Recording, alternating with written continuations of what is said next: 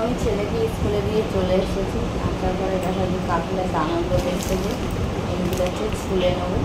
তো ছুলে কাঁঠালের দানা কীভাবে তোমার হচ্ছে সে সিদ্ধ করে বাটা করতে হয় সেটাই তোমাদের সাথে আমি শেয়ার করবো। আর স্কুল থেকে আসার সময় তো এই দেখতে পাচ্ছি এই সারাশিটা কিনে নিতে যাচ্ছে মনে করে নিয়েছি বাজার করিনি। তো সারাশিটার দাম চেয়েছিল 70 টাকা, তো আমি 50 টাকা দিয়ে নিয়েছি। তো আমার মনে হচ্ছে সারাশিটার দামটা একটু বেশিই নিয়েছে। তো তোমরা অবশ্যই বলে 50 টাকা কি ঠিক নিয়েছে কি না বেশি নিয়েছে আমার কাছ থেকে।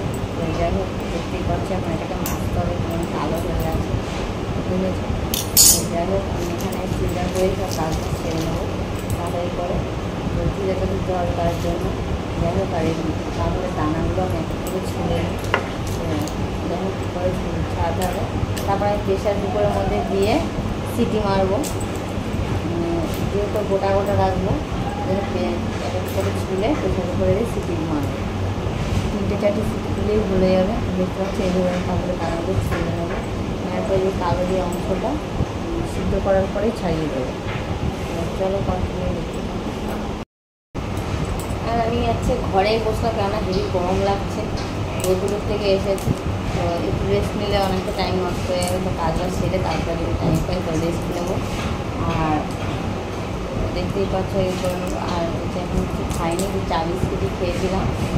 কাজ টাজ করে দেওয়ার পরে তারপর একটু খাবো এখন। আর ভাবছি যে যারা যারা এখনও তোমরা আমাকে সাবস্ক্রাইব করোনি তো অবশ্যই যে সাবস্ক্রাইব করো আমাকে। তো গাইস ভিডিও আমি করতে পারছি না, দূরে যে দূরেতে একা হাতে সব কিছু করতে হয়। ছেলেকে স্কুলে দিয়ে আসা নিয়ে আসা, ছেলেকে রাখার জন্য কোনো ইয়ে নেই। তো আমি চেষ্টা করি বাড়ির আশেপাশে রাস্তায় গিয়ে ভিডিও করার। তো তোমরা যারা এখনো সাবস্ক্রাইব করো তো অবশ্যই কথাটা সাবস্ক্রাইব করে দাও। এইটুকু তোমাদের কাছে বলার ছিল। তো ভিডিওটা কন্টিনিউ দেখতে। তো গাইস এটা হচ্ছে কাঁঠালের দানা। তো এটা আমি সিদ্ধ করে নিয়েছি ছাড়িয়ে।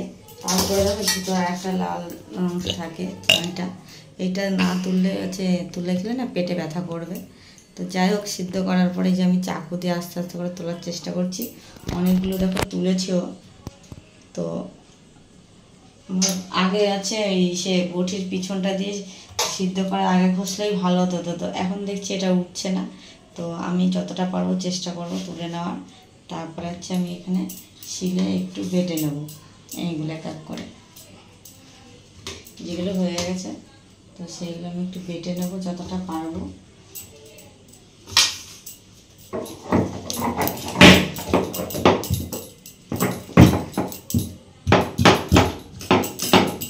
এই কি সুন্দর পিষে যাচ্ছে দেখতে পাচ্ছ।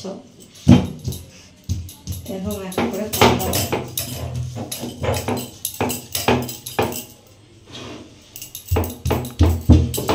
দেখেছো।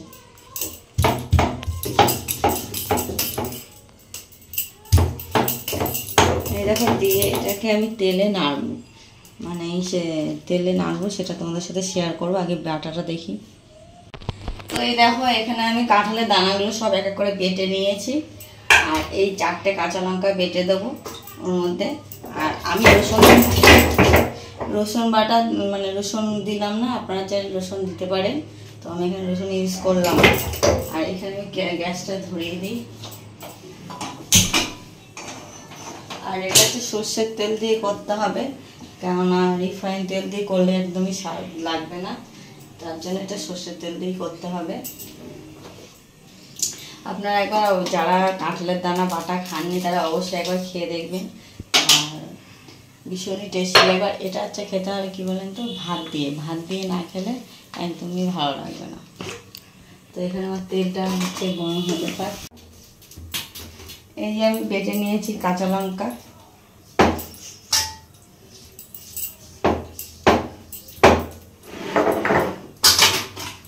এখানে কড়াইটা গরম হয়ে গেছে, তেল দিয়ে দেবো। এটা সর্ষের তেল।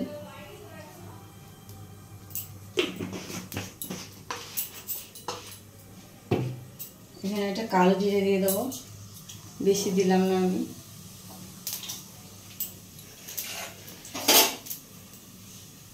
এবার টমেটো কুচিটা দিয়ে দেবো, স্বাদ মতো নুন,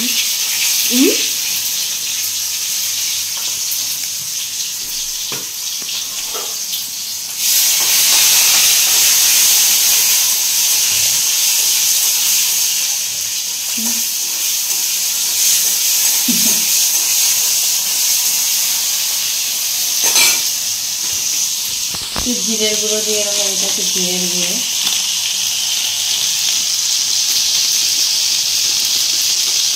অল্প দিলাম, বেশি দিলাম না।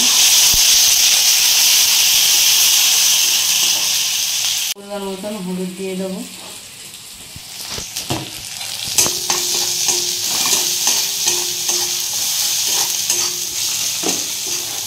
বাটাগুলো দিয়ে দেবো,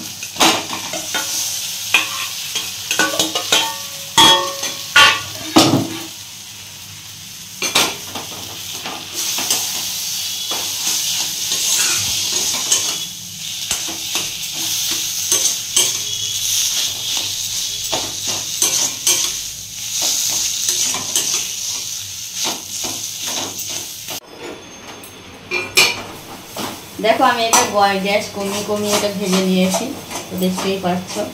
তো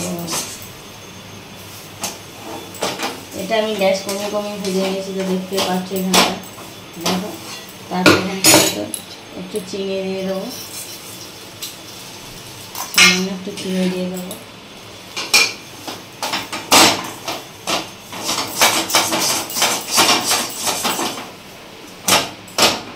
কাজটা কত সুন্দর হয়েছে দেখেছ।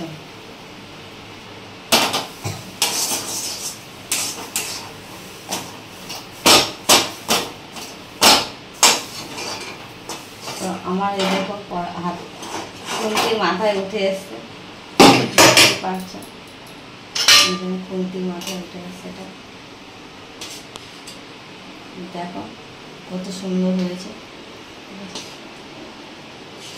তোমরা যারা খাওনি এখন ওই কাঁঠাল বাটা, তো অবশ্যই একবার খাবে, তো খুবই ভালো লাগবে। আর গরম গরম ভাতে খাবে, যেদিন বাড়বে সেদিন ভাতটা একটু বেশি করে রাখবে, কারণ গরম ভাতে না খেলে এটা ভালো লাগবে না। তো আমি একটু টেস্ট করে দেখি নুন ঝাল ঠিক আছে নাকি,